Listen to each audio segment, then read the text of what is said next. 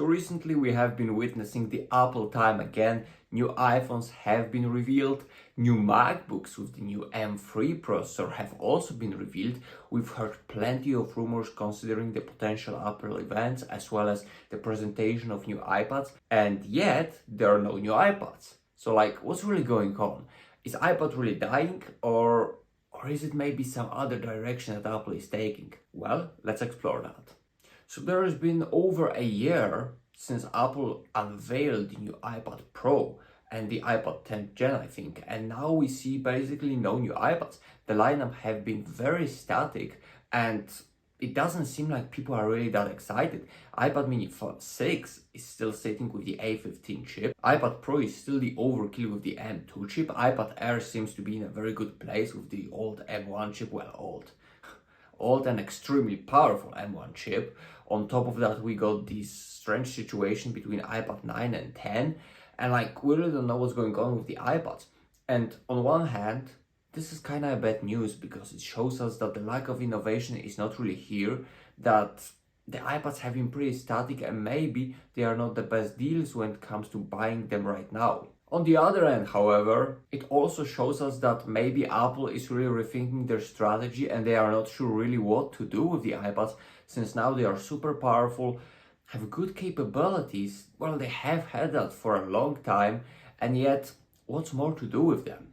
On the other hand, however, we can expect new iPad Pro that should be a huge redesign when it comes to the overall changing of the Pro lineup, as well as probably some minor, maybe major upgrades. We'll see about that when it comes to other iPads.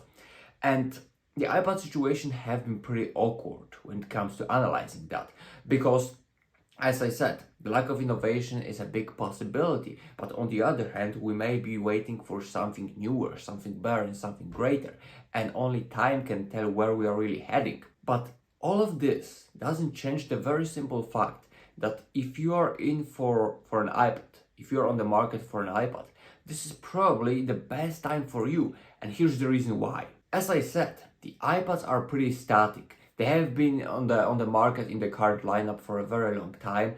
They seem to be a little bit aged out, and there is no innovation, which means that you can get yourself an older model or some cheaper model with the newest capabilities and still enjoy the full iPad experience.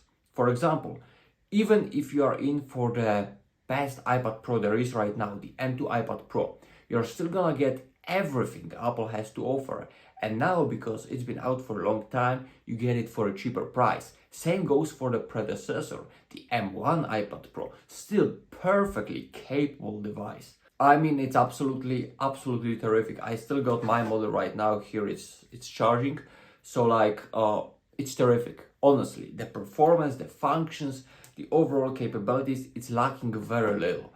And I think this is the perfect opportunity for you to get yourself an older iPad, even the M1 iPad Pro, which right now when it comes to price, it's very decently priced, I would have to imagine, as well as the capabilities that go behind that are awesome. The performance is still great. All the functions that I talked about in my previous reviews of this model, they are still here, and this device somehow gets better with the time, since Apple is adding new and more features with the newer iPad OS versions. So that just makes these devices even better. Of course, it's bad if you wanna push for the innovation, if you wanna go for something that's truly, remarkable, that offers you a huge upgrade. When it comes to that, this is a bad time for iPad, and we don't know exactly where we are heading, since, as I said before, there seems to be some lack of innovation and it's kind of stalling at some point.